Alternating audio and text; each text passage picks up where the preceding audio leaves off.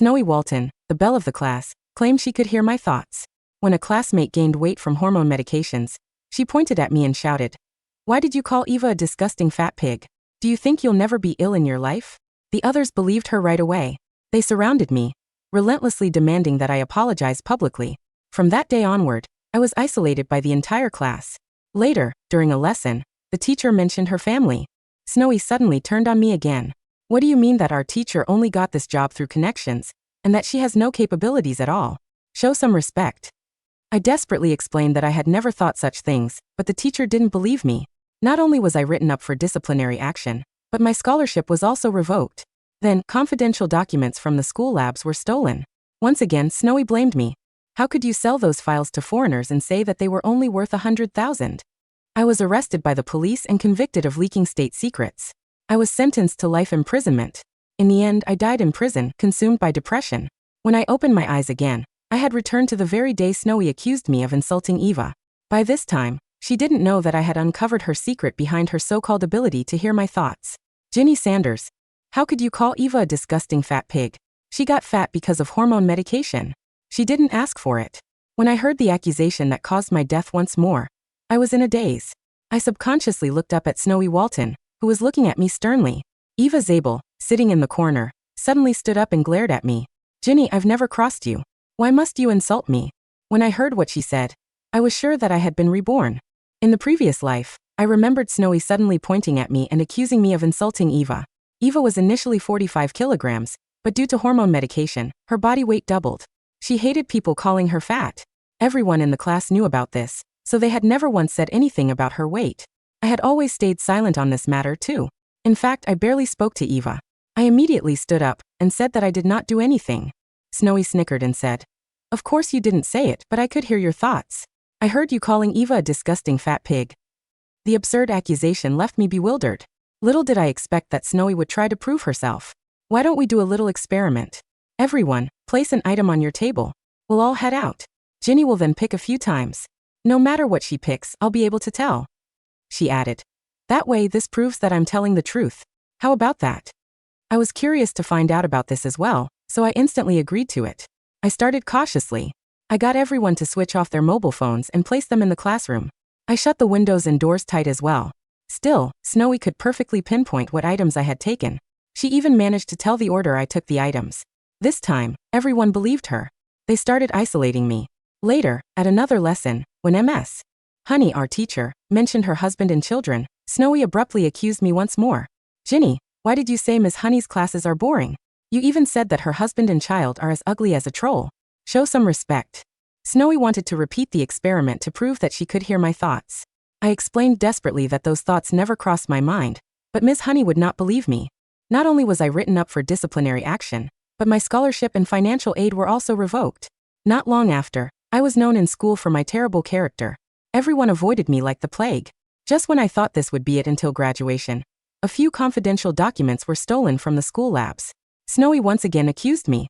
"How could you sell those documents to foreigners and say that they were only worth $100,000? I was arrested by the police and convicted to life imprisonment for selling state secrets.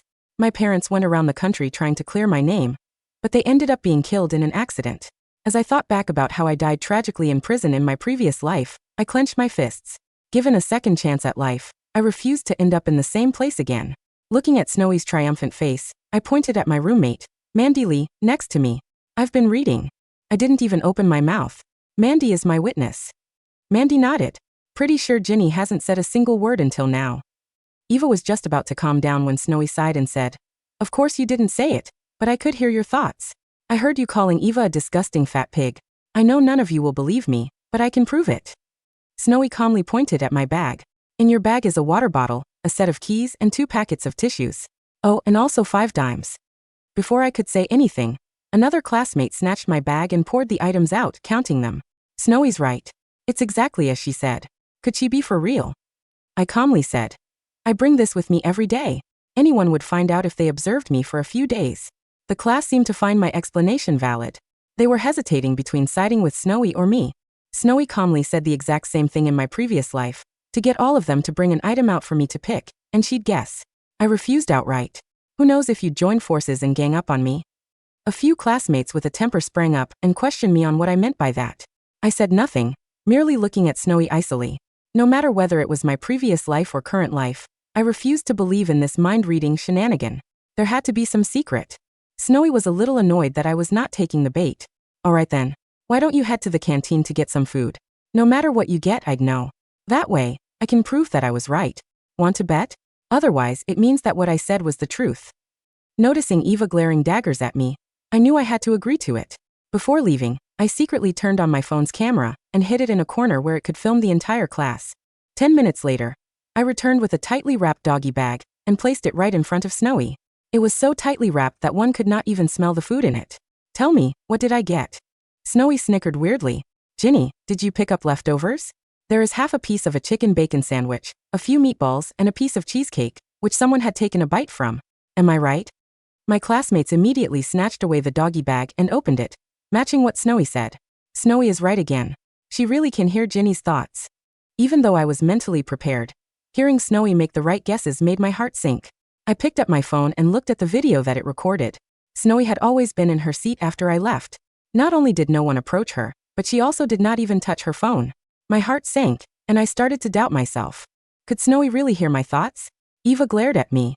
Ginny, what else do you have to say for yourself? The entire class turned on me, demanding that I apologize to Eva. Right at this moment, Snowy abruptly yelled, "Everyone silence. I can hear her thoughts again." Ginny is saying, "Why should I apologize to that disgusting fat pig? In her dreams. Who do they all think they are? The moral police. They're just spineless dimwits. As long as I don't admit to it, they can't do anything about it." This infuriated the entire class. Ginny, how could you? We're just trying to stand up for Eva. Why did you insult all of us? Everyone glared at me. I didn't say any of that. I tried to explain. Snowy made it all up. No one bought what I said, so I turned to look at Mandy and said, "Mandy, don't you know what type of person I am? I really didn't say anything." Mandy was just about to stand up for me when Snowy said, "Ginny just said, as long as that idiot Mandy believes me, no one else will suspect me." Mandy's eyes reddened. "How could you say such horrible things? I know your family's situation isn't ideal. I always share my snacks and fruits with you. How could you think this of me? Consider me done with this friendship. Return all my snacks and fruits." I mumbled anxiously, "Mandy, please, you have to believe me." Snowy said once more. Now she's saying, "Damn it. If Mandy doesn't believe me, where else am I going to find someone else to blame?" I boiled with rage, yelling, "Shut up. I've never thought that. You're just trying to stir stuff up." Snowy said with a sigh, "Since you don't believe me, let's do another experiment. I'll turn around.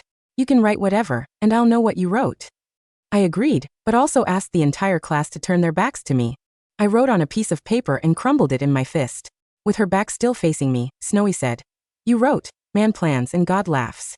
I was secretly delighted by her mistake, but Snowy added, "But you deliberately wrote Nan instead of man. If I hadn't heard your thoughts, I would have been duped." I froze. Snowy was right on point. Eva walked over to me with reddened eyes and slapped my face. Apologized to me at once. I bit my lip, saying nothing.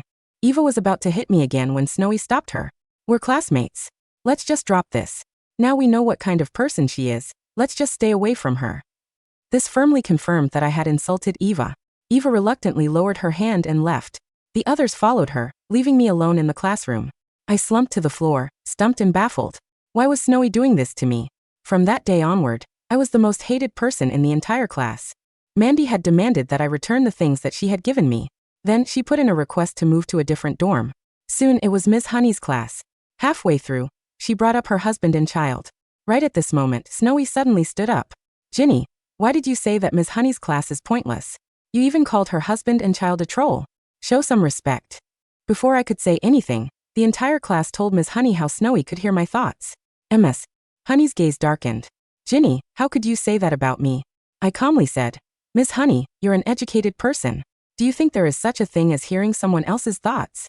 Miss Honey said icily, "Why don't we do an experiment?" She flipped to a random page and got me to write down the first sentence. "He who has a mind to beat his dog will easily find his stick." Hoping this time it might be different, I picked up my pen and wrote on a piece of paper. Still, Snowy easily said what I wrote. Miss Honey slammed the table angrily.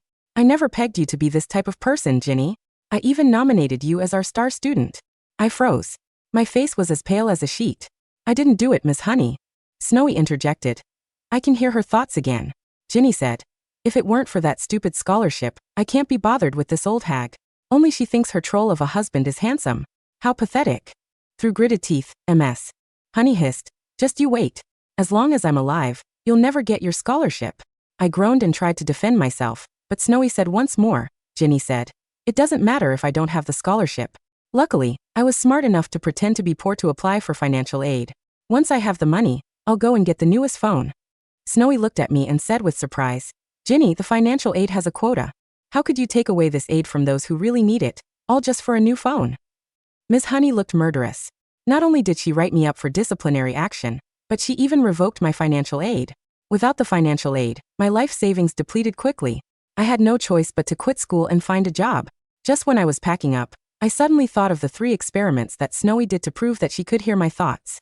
I thought about it over and over, finally realizing something was not right. There was something that could prove my innocence.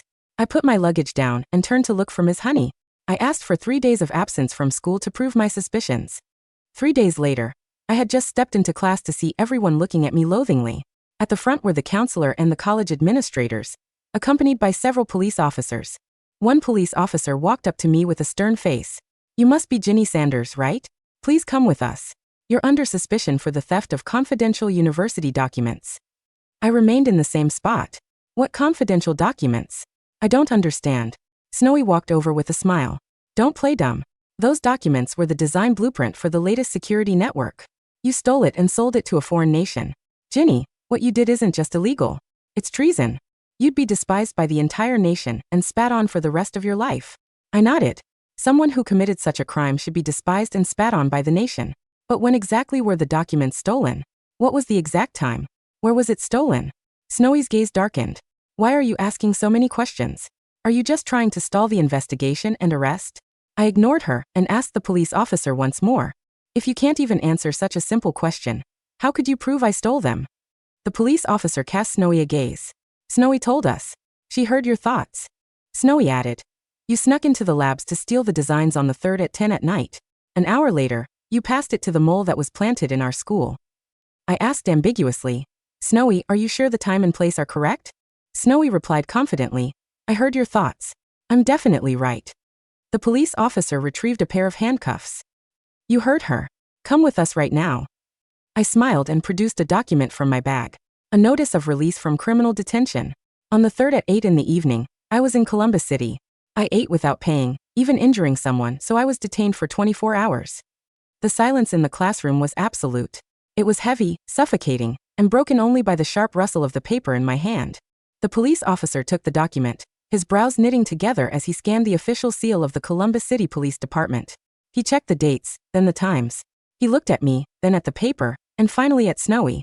Ms. Walton, the officer said, his voice dropping an octave, losing its aggressive edge. You stated in your official witness report that you heard Ms. Sanders' thoughts detailing the theft on the 3rd, at 10 p.m., inside the university lab. Snowy's face, usually a mask of arrogant poise, twitched. Yes. I heard her remembering it. Vividly. The sensation of the cold metal doorknob, the hum of the servers. That's impossible, the officer interrupted, holding up the release form. At 10 p.m. on the 3rd, Ms. Sanders was in a holding cell in Columbus, 3 hours away. She was being processed for a dispute at a diner. There is video footage of her in custody. Unless she can teleport, she didn't steal anything from this campus. The class erupted into murmurs. Columbus? That's miles away. If she was in jail, she couldn't be in the lab. Then why did Snowy say she heard it?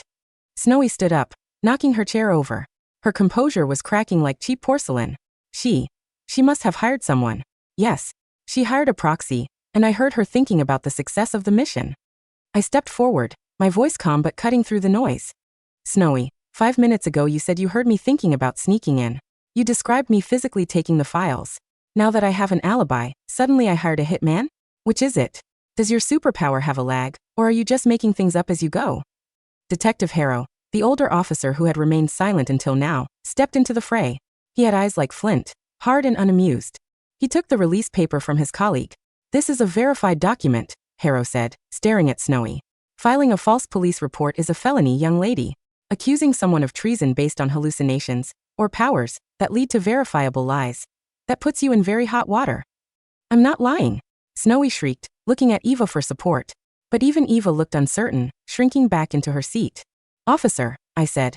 If Snowy knew the exact time the documents were stolen, a time that only the thief and the police would know, and she tried to pin it on me, doesn't that make her the prime suspect? She knew details that hadn't been released to the public yet.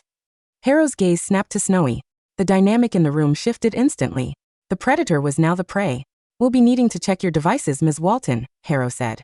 And we'll be checking the lab's security logs against your whereabouts. Snowy paled. You can't do that. My father is. I don't care if your father is the governor, Harrow growled. This is national security. They didn't arrest Snowy on the spot, but they confiscated her phone and laptop. As the police left, the atmosphere in the classroom wasn't one of hatred toward me anymore. It was confusion. Fear. I sat back down. Mandy, who had been aggressively ignoring me, turned her head slightly. She didn't speak, but she didn't move her desk away either. The seed of doubt had been planted. Now I had to water it until it choked Snowy to death. The investigation into the theft stalled. The police couldn't pin it on Snowy yet. She was slippery and her father's lawyers were expensive, but my name was cleared. However, the social stigma remained. The class still believed Snowy could read minds. They just thought she had misinterpreted my thoughts about the theft. I needed to dismantle her god status completely. I spent the next 2 days observing the classroom with the eyes of a hawk. In my previous life, I was too cowed, too depressed to look closely. Now I watched. I noticed things. When Snowy did the bag experiment, she always sat in the back row near the window. When she did the writing experiment, she always ensured the lights in the hallway were off, maximizing the reflection against the glass of the clock on the wall. But the real breakthrough came on Tuesday. I arrived early, 2 hours before classes began. I wore gloves and carried a device I'd bought with the last of my savings, a radio frequency, RF, signal detector. It was cheap, meant for finding hidden Airbnb cameras, but it would have to do. I swept the room. The detector remained silent near the chalkboard. It was silent near the teacher's desk. But when I swept it under my own desk, the red LEDs flared. My heart hammered. I reached underneath. There, stuck with black adhesive putty, was a listening device no bigger than a button. It was high-end, the kind used in corporate espionage. I checked Eva's desk. Nothing. Mandy's desk. Nothing. I checked the desk of the class monitor. Beep. Another one. I realized Snowy's game. She wasn't bugging everyone. She was bugging the people who talked the most, or the people she wanted to target. She listened to our conversations, our mumblings, our private complaints, and then she claimed to hear our thoughts. As for the visual tricks, the items in the bag, I looked up. The ventilation grate above my row was slightly askew. I climbed onto a chair and peered through the slats. A glint of a lens. A high-definition pinhole camera, wired into the school's power supply so it never ran out of battery. I didn't remove them. If I removed them, she'd know I knew. No. I was going to feed the beast poison. I sat down and took out my diary. Snowy loved quoting my inner thoughts. I opened a fresh page. I can't believe I got away with it. I wrote, murmuring the words softly under my breath as I wrote, ensuring the bug under the desk picked it up. The police are so stupid. I hit the real drive inside the hollow leg of the piano in the music room. They'll never look there. Snowy almost caught me, but she's too focused on the wrong evidence. I closed the book. I smiled. Later that afternoon, during a study hall, I saw Snowy clutching her phone, wearing her wireless earbuds. She frowned, tapped her screen, and her eyes widened. She stood up abruptly. I need to go to the restroom. I waited 10 seconds, then followed. Snowy didn't go to the restroom. She headed straight for the music wing of the campus. It was an old building, soundproofed and currently empty during lunch hour. I trailed her from a distance, recording on my phone. She burst into practice room 4. Through the small window in the door, I watched her. She dropped to her knees beside the grand piano. She was frantic, her elegant composure gone. She pulled a multi-tool from her pocket and began unscrewing the bottom panel of the piano leg. She reached inside, groping around. "Where is it?" she hissed. She said it was here. She pulled out a small metallic object. I had planted it there an hour ago. It wasn't a flash drive. It was a folded piece of paper inside a clear plastic case. Snowy unfolded it. I kicked the door open. Snowy jumped, clutching the paper to her chest. When she saw me, her face twisted into a snarl. "You, looking for something?" I asked, leaning against the doorframe. I heard your thoughts," she stammered, trying to regain the upper hand. "I heard you thinking about hiding the stolen evidence here. I came to retrieve it to give to the police." "Really?" I walked closer. "Because I never thought about hiding anything here. I did, however, whisper a lie to myself while sitting at my desk. A desk that has a microphone stuck under it." Snowy froze. "And that camera in the vent?" I continued. "Very illegal. Did you put it there, or did your handler?" "I don't know what you're talking about," she spat. "I'm a psychic." Read the paper, Snowy. She looked down at the paper in her hand. In bold red ink, I had written, I know about the bugs. Smile for the camera. I pointed to the corner of the room where I'd propped up a second phone, live streaming to the class group chat. Snowy's head snapped toward the corner. Her face drained of color. Say hi to everyone, Snowy, I said coldly. Explain to them why you're digging through a piano based on a lie I told to a microphone. The phone in her pocket started buzzing incessantly. Notifications. Texts. The class had seen everything. Snowy dropped the paper. Her eyes went dark, not with fear, but with a murderous resolve I hadn't seen before. This wasn't just a high school bully anymore. This was a cornered spy. You think you're clever, Ginny? Her voice changed. The high-pitched, girlish tone vanished, replaced by a flat, professional coldness. You have no idea what you've walked into. It's not just about bullying you. It's about the network. The security network blueprints, I deduced. You didn't just frame me for fun. You needed a patsy because the buyers were getting impatient, and the police were sniffing around. Snowy lunged. She didn't slap or scratch like a schoolgirl.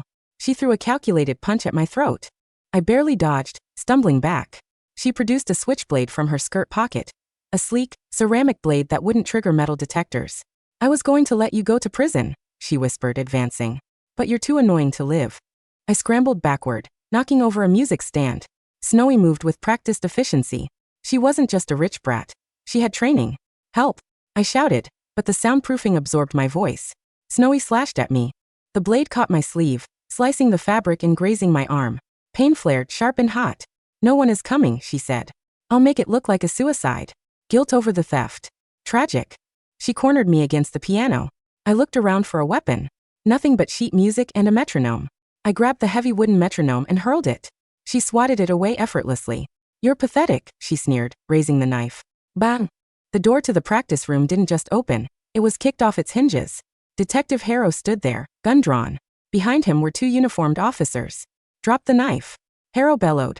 Snowy froze. For a second, I thought she might charge him. Her eyes darted to the window, assessing the drop. Don't even think about it, Harrow warned. Miss Sanders isn't the only one who knows how to set a trap. Snowy dropped the knife. It clattered on the floor. As they cuffed her, Harrow looked at me. You took a hell of a risk, kid. When you came to me with the bug you found, I told you to wait for backup. I knew she'd bolt if she saw police, I said, clutching my bleeding arm. I had to trigger her. I had to make her confirm she was the leak. Harrow nodded, impressed. He turned to Snowy. Snowie Walton. You're under arrest for espionage, assault with a deadly weapon, and illegal surveillance. As they dragged her out, she didn't look at the police. She looked at me. This isn't over, she hissed. They'll come for you. Let them come, I said, my voice steady. I can hear them coming. The fallout was catastrophic for the Walton family. The police investigation revealed that Snowy wasn't working alone. Her handler was her private tutor, a foreign national who had been grooming her for years to infiltrate the school's high-level research programs. The mind reading was a combination of hidden surveillance, cold reading techniques taught by intelligence officers, and pure psychological warfare. The school was turned upside down. The bugs were removed. The cameras were stripped from the vents. Eva Zabel was the first to approach me. It was a week after the arrest. I was sitting in the cafeteria, eating alone by choice this time. Eva stood by my table, holding a tray. She looked smaller, humbled. Is the seat taken? She asked quietly. I looked at her. I remembered the slap in my previous life. I remembered the slap in this life. Depends, I said. Are you going to hit me again? Eva flinched. I'm sorry. Ginny, I'm so sorry. She told me things no one else knew. About my insecurities. My medication. I thought she was a miracle. I didn't know she was spying on my therapy sessions. That was the kicker. Snowy had bugged the school counselor's office too. That's how she knew everyone's secrets. That's how she controlled them. You didn't trust me, I said. You let her weaponize your pain against me. I know, Eva whispered, tears welling up. I was stupid. And I was cruel. I don't expect you to forgive me. I just wanted you to know that I know the truth now. Mandy appeared behind Eva. She looked awkward, holding a basket of fruit, the same kind she used to share with me. I was a bad friend, Mandy blurted out. I let a parlor trick destroy years of friendship. I should have asked you. I should have believed you. I looked at them. In my past life, I died hating them. I died alone, consumed by the injustice of it all. But holding on to that hate now felt heavy. Snowy was gone. She was facing life in a federal supermax. I had won. Sit down, I said, gesturing to the empty chairs. The tension broke. They sat. It wasn't like it was before. The innocence was gone, but it was a start. Life returned to a semblance of normal. But I was different. The timid Ginny who wanted to be invisible was dead. I got my scholarship back. Miss Honey, facing a disciplinary review for her bias and for allowing a hostile environment to fester, tried to apologize. I accepted it professionally, but I transferred out of her class. I didn't need her validation anymore. However, Snowie's parting words stuck with me. They'll come for you. I didn't stop being vigilant. I kept the RF detector. I learned basic cybersecurity. I started taking self-defense classes. 3 months later, I received a letter. It had no return address. Inside was a single index card. Good job clearing the board. But the game isn't over. We have an opening for someone with your perceptiveness. It was signed with a simple emblem I recognized from the confidential files Snowie had tried to steal. The intelligence agency. I smiled and tossed the card into the fire. I wasn't going to be anyone's pawn again. I wasn't going to be a spy or a victim. I focused on my studies. I graduated top of my class. At the graduation ceremony, as I stood on the podium to give the valedictorian speech, I looked out at the sea of faces. I saw Eva healthy and happy. I saw Mandy, cheering loudly. I saw Detective Harrow in the back, giving me a nod of respect. I took the microphone. We spend so much time worrying about what others think of us, I began.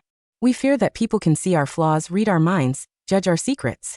But the truth is, no one can read your mind unless you let them in. Your thoughts are the only true freedom you have. Guard them. And never, ever let someone else write your story for you. The applause was thunderous. As I walked off the stage, I felt a lightness I hadn't felt in 2 lifetimes. The heavy chains of the past were gone. Snowie Walton claimed she could hear my thoughts. But in the end, she never really knew me at all. The end.